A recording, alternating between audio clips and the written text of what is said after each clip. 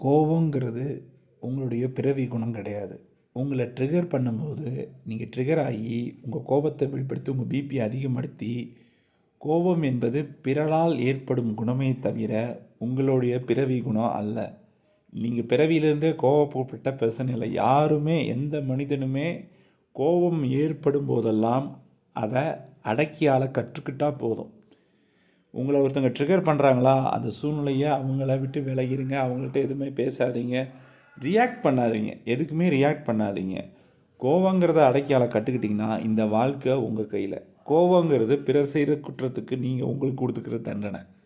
கோபம் ஏற்படுவதெல்லாம் அதை அடக்கியால் கற்றுக்கொண்டா, கோபம் என்பது பிறரால் ஏற்படும் குணமே தவிர உங்களோட பிறவி குணம் கோபமான குணம் கிடையாது.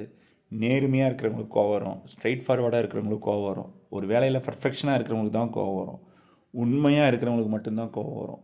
கோவங்கிறது உப்பு மாதிரி அளவாக போட்டுக்கிட்டால் நல்லது, அளவுக்கு அதிகமாக போனால் நல்லது கிடையாது. ஸோ இந்த பதிவு அதுதான்.